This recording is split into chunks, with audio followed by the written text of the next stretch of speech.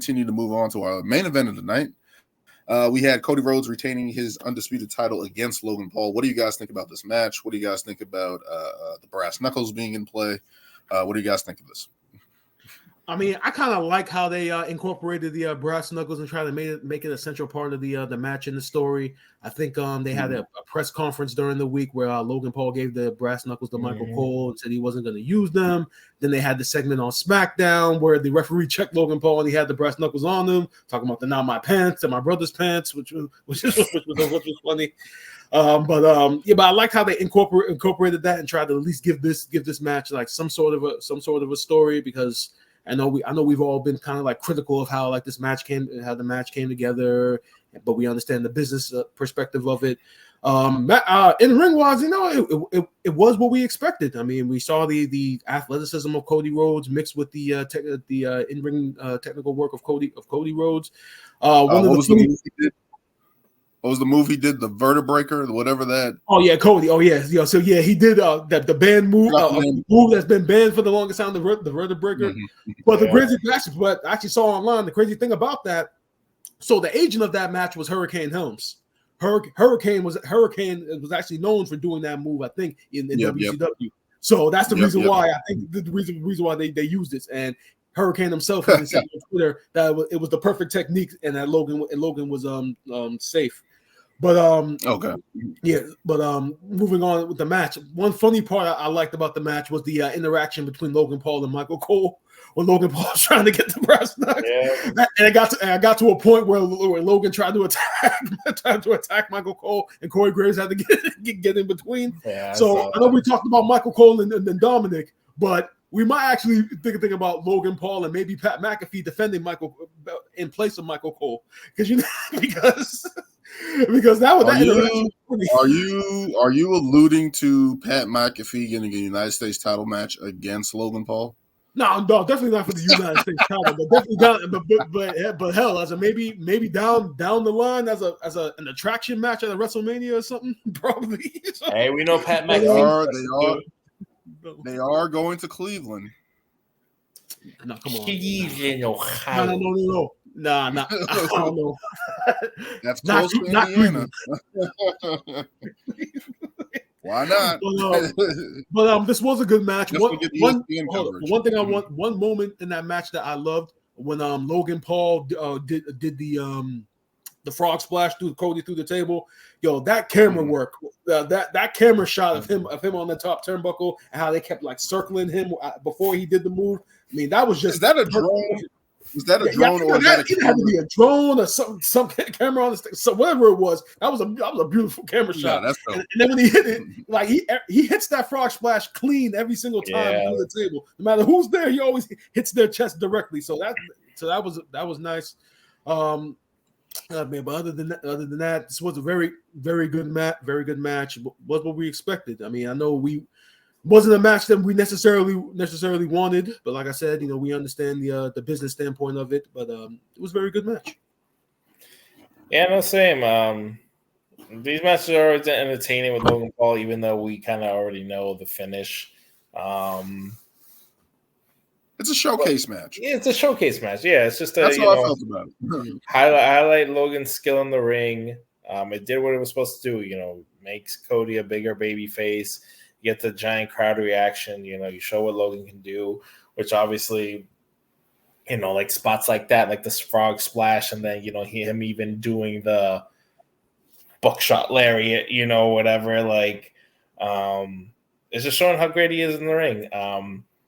It's just funny how he kind of does the same thing every time. He always has people right there at ringside, whether it's that other dude in the prime suit or his boys from his podcast there. But it's like he always has somebody right there ringside to help him out with it's either the brass knuckles or to cause a distraction or something like that. So I don't know. I feel like it's getting a little predictable.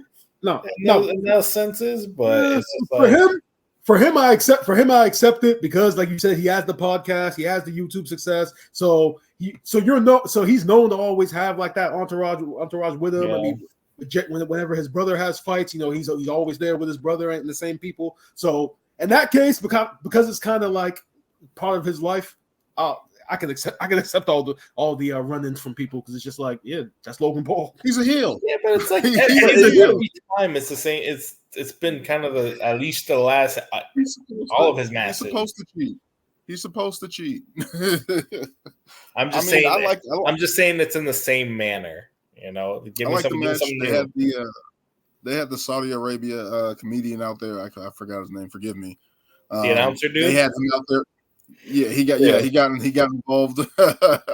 I like that. And then Logan Paul going, "Who are you?" I thought that was a nice touch because Logan Paul wouldn't know who he is. But the only critique I have of the match is when Cody Rhodes finishes off his opponent. The crossroads being done 3 times every time. I don't like that. You beat Roman Reigns with that. Like, you don't need to do it in succession against Logan Paul. They need to save that move, or he's going to have to come up with something different. Because it's like, I don't want that move to lose value if that's his finish. But him doing it so much to Logan Paul, it's like, I get what you're saying, and in a sense, you kind of have to. I get what you're saying, and in a sense, you kind of have to protect the world title win at WrestleMania in a sense by protecting the move. So especially just protecting the move. That's all I want. But no, as we said, it was a showcase match. 2 great guys that can go in the ring. Logan Paul, impressive all the time. It looks like he does do the same thing every time, but it's impressive every time. Until he gets stale, maybe because he doesn't wrestle week to week. Maybe that's the thing, the allure of him, where he kind of comes in like once a month or twice a month and puts on a match.